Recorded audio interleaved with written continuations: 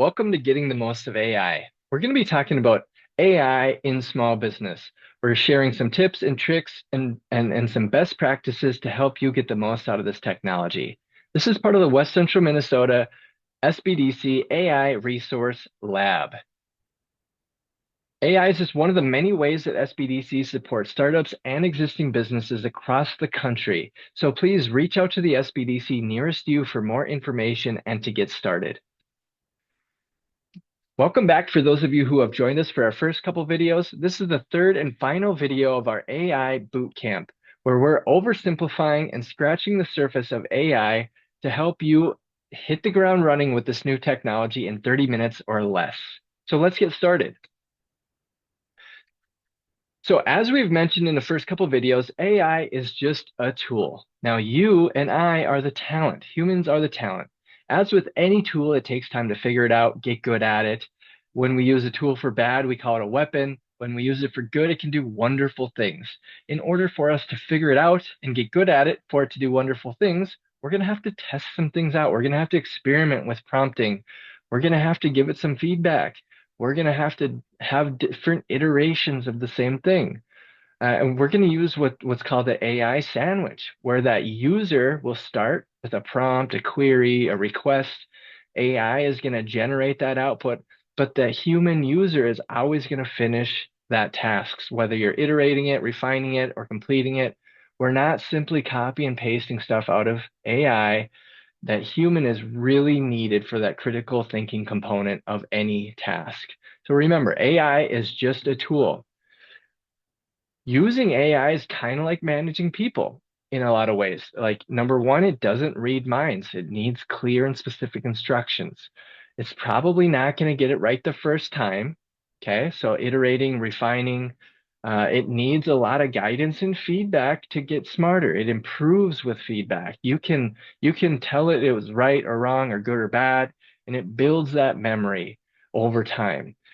It's not perfect, but it does learn with time. So each chat that you have within each AI tool has a memory. And the more you use it, the more examples you give it, the more context you give it, it will get better with time. And ultimately, your AI will be different than mine for those exact reasons. And these tools require patience and collaboration. Just like with a brand new employee, if you screw up one thing, you're not going to fire them and walk away. You're going to work with them. You're going to get better, and it evolves over time. So please stick with it. Keep trying. Collaborate. Have patience with it. Don't don't just think about delegating tasks to AI. Think of it as a collaborator with, not delegating to. So think of it as like a thought partner where you can brainstorm ideas, you can bounce things off of them, solve problems, refine strategies, like a co-pilot that's helping to navigate or even steer a little bit, but you're still in that driver's seat. Think of it as a smarter virtual assistant like a Siri or an Alexa that can do a lot more. It can automate some of those repetitive works. It can really free up your time and creativity for things that are really a better use of your time. Um, as a business owner, we say that we wear a lot of hats, right? So instead of thinking about a business owner wearing 10 different hats, think with AI now you have 10 different chats. You can have a chat for marketing. You can have a chat for HR. You can have a chat for brainstorming. You can have a chat for strategy. Each one is specifically trained and has a memory based on what you want to use it for. So you can pivot and bounce between different ideas without having to catch up to speed and refocus all the time. This conversational history can really be a powerful tool for you as a business owner.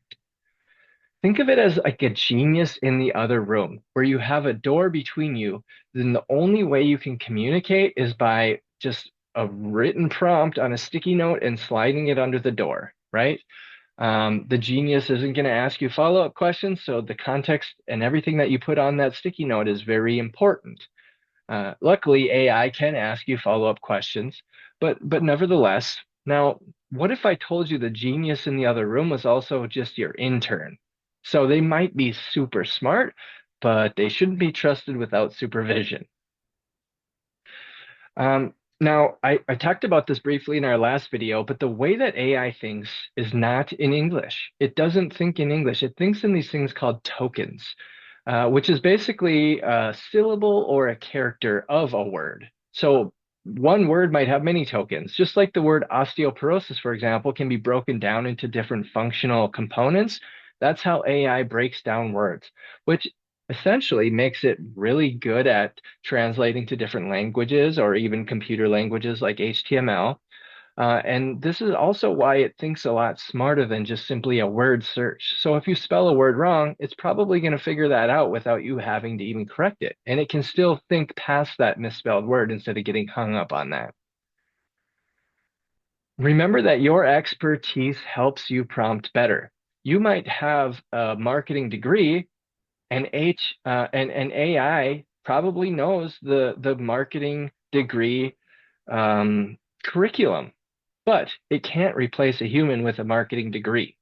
Um, so if you're, for example, if you're putting in health symptoms into AI, it's going to tell you like go talk to a doctor. But if you say I am the doctor and this is my patient, it's going to give you a whole different outcome. Or if you want to write a social media post about a clothing sale, you can just give it that, how do I write a social media post? Or you can say, make me a post targeting eco-conscious millennials for 20% off sustainable clothing, highlighting limited stock, giving it more context. Uh, any AI user can make a picture of a cat. But if you want to make a picture of a Cheshire cat from Alice in Wonderland, obviously your prompt is going to look a little bit more advanced and particular. So again, your expertise helps you prompt better because AI, again, is just a tool. Let's talk about prompting for a second. There's a lot of different methodologies and ideologies around prompting. Here's just a few to get you started.